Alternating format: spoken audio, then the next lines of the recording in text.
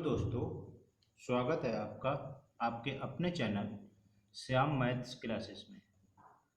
आज मैं आपको संख्या पद्धति पर आधारित कुछ सवाल करवाऊंगा। ये सवाल जो है इस तरह के कंपटीशन एग्जाम में बहुत पूछे जाते हैं। तो आइए, सवाल नंबर 1, क्वेश्चन नंबर 1 है, दो संख्याओं का योग 40 है और उनका अंतर 6 है, तो बड़ी संख्या बताओ। तो देखिए, इसमें क्या दिया हुआ है, योग दिया हुआ है। इसको इस टाइप के सवाल हल करने की मैं देखिए ट्रिक बता रहा हूँ कि दो संख्याओं का योग। तो सबसे पहले क्या लिख दिया, योग। योग कितना है, 40 है, और अंतर, ये दो चीजें दी हुई हैं। दो संख्याएं हैं कोई, जो कि उनका योग 40 है और उनका अंतर 6 है, ये 6 है। तो हमें क्या निकालनी है, बड़ी संख्या बतानी है। तो याद रखो, बड़ी संख्या जब निकालेंगे तो कैसे निकालेंगे, बड़ी संख्या को, ये ट्रिक है, बड़ी संख्या अगर हम निकालेंगे तो याद रखें कि इन दोनों को जोड़ेंगे और जोड़ के आधा कर देंगे, यानी कि 40 + 6 बटे 2 कितना हो गया, 46 बटे 2 यानी कि 23। तो ये देखिए, ये बड़ी संख्या आ गई 23। तो ये हमारा आंसर सही है, बी, ऑप्शन बी सही है। अब अगर छोटी संख्या हमें निकालनी होती, तो छोटी संख्या जब निकालनी होती तो क्या करते, इन दोनों को, यानी कि 40 में से 6 को घटाते, यानी अंतर निकाल लेंगे। 40 - 6 बटे 2 कितना हो जाएगा, 40 में से 6 घटाएंगे तो ये हो जाएगा 34 बटे 2, तो आ जाएगी 17। तो यानी कि अगर बड़ी संख्या पूछेगा तो हम जोड़ के उनको आधा कर देंगे, और अगर छोटी पूछेगा तो अंतर को निकाल करके उसका आधा कर देंगे। आइए दोस्तों, देखते हैं क्वेश्चन नंबर 2।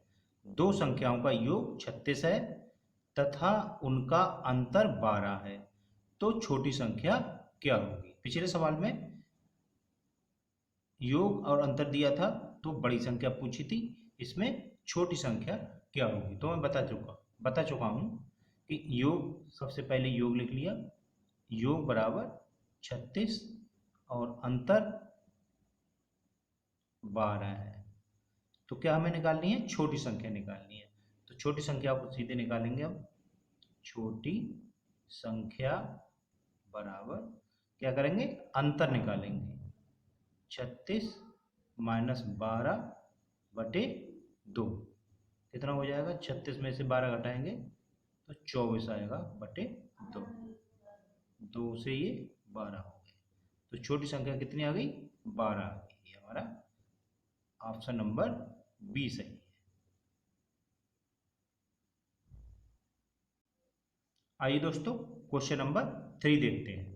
दो संख्याओं का योग 75 है और उनका अंतर 25 हो, तो दोनों संख्याओं का गुणनफल बताओ। तो क्या निकालना है हमारे लिए, दोनों संख्याओं का गुणनफल निकालना है।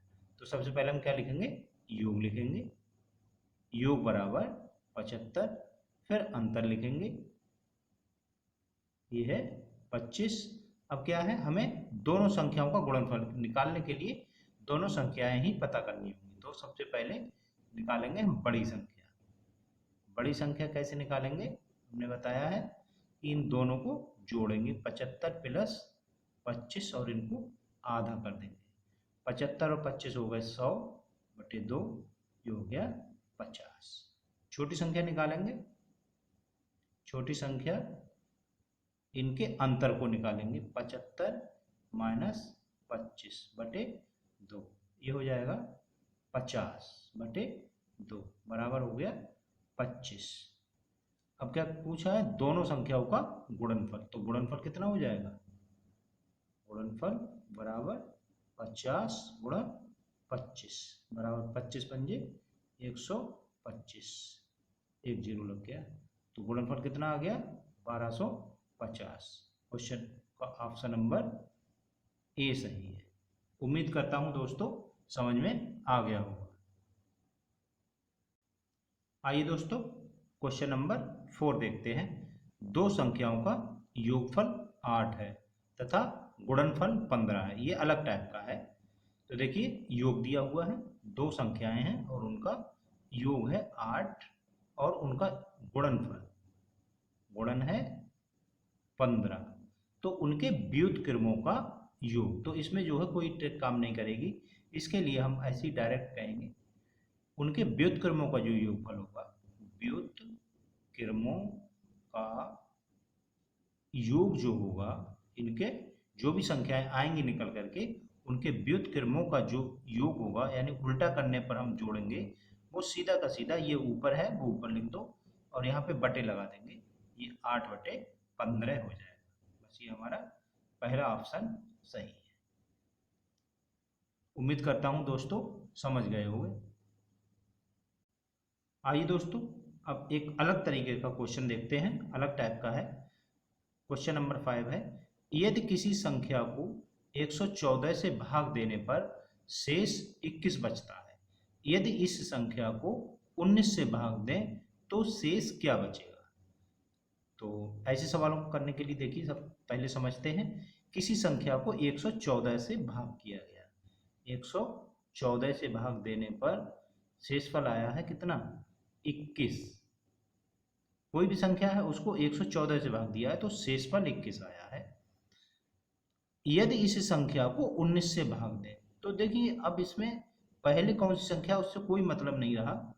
यदि इस संख्या को कौन सी को, जो वाली ये शेष आई है उसी के लिए अगर हम भाग दें किससे, इस संख्या को 19 से भाग दें, किससे, 19 से, यानी कि तीन संख्याएं अगर ऐसी दी हों तो हम इनको कैसे निकालेंगे, 114 से भाग दिया तो ये 21 आया। अब 21 को 19 से भाग देंगे तो शेष क्या बचेगा। तो बस ये सादा सा सवाल है, 21 को अगर हम भाग देंगे 19 से तो 19 एकम 19, कितना बचा, 11 में से 9 गया 2 बचा, तो यानी कि शेष क्या हो गया, शेष 2 बचा।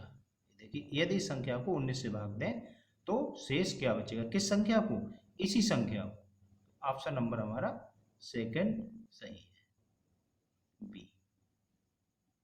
उम्मीद करता हूं दोस्तों सबके समझ में आ गया होगा। आइए दोस्तों उसी टाइप का एक और क्वेश्चन लेते हैं। यदि किसी संख्या को 35 से भाग दिया जाए तो 4 शेष बचता है, यदि उसी संख्या के वर्ग को 5 से भाग दिया जाए तो शेषफल क्या होगा। तो देखिए इसमें उसी की तरह है, 35 से भाग दिया गया तो 4 शेष बचा है, इसके बाद में उसी संख्या के वर्ग को 5 से भाग दिया जाए, यानी कि इसके वर्ग को भाग देंगे हम 5 से तो शेषफल क्या बचेगा। तो इससे कोई मतलब नहीं है, क्योंकि क्वेश्चन कह रहा है कि जब 4 शेष बचता है यदि उसी संख्या को, किसको, इसको, ये ध्यान रखना है, ये 4 यानी कि 4 उसी संख्या के वर्ग को, 4 के वर्ग, 4 का वर्ग कितना आएगा, 4 का वर्ग 16 आएगा, तो 16 को भाग दे दिया जाए इससे 5 से, 16/5, तो शेषफल क्या होगा। तो 5 से हम 16 को भाग देंगे तो 5 दिया 15, तो एक ये शेष आया, तो शेषफल बराबर 1 हो जाएगा। एक हमारा कौन सा है, सी है। उम्मीद करता हूं दोस्तों समझ गए होंगे। आइए दोस्तों ये एक अलग तरह का सवाल है, संख्या पद्धति से ही संबंधित है, नंबर सिस्टम से। कोई संख्या 35 से उतनी ही बड़ी है जितनी वह 71 से छोटी है, तब वह संख्या है। तो देखिए क्या है कि 35 से उतनी ही बड़ी है जितनी 71 से छोटी है। तो देखिए ये 35 से बड़ी है और 71 से छोटी है, यानी कि बीच की संख्या हमें पता करनी है। तो देखिए इसमें हमारे लिए इस ऐसे सवालों को सॉल्व करने के लिए क्या करते हैं कि हम दोनों को जोड़ते हैं और जोड़ने के बाद में आधा कर देते हैं। तो कितना हो गया, देखिए 5 और 1 6, 7 और 3 10, 106, 7 और 3 10, 5 और 1 6, ये हो गया 2, 2 से ये काटेंगे, 2 पंजे 10 और 2 तियां 6, तो ये जो हमारी संख्या आ गई जो कि उतनी ही बड़ी है और उतनी छोटी, तो देखिए ये 53 वो संख्या हमारी कही जाएगी। अब देखिए इसके लिए चेक करते हैं, उतनी ही बड़ी है 35 से, 35 में कितना जोड़ेंगे 53 हो जाए, तो देखिए 13 में से 5 गए तो 8 बचे, और यहाँ पे हो गए 4 में से 3 गया तो 1 बचा। अब कहता जितनी वह 71 से छोटी है, तो देखिए 71 से कितनी छोटी है इसको पता लगाते हैं। 11 में से 3 गए तो 8 बचे, और 6 में से 5 गया तो 1। तो देखिए उतनी ही बड़ी है और उतनी ही दूसरी से छोटी है।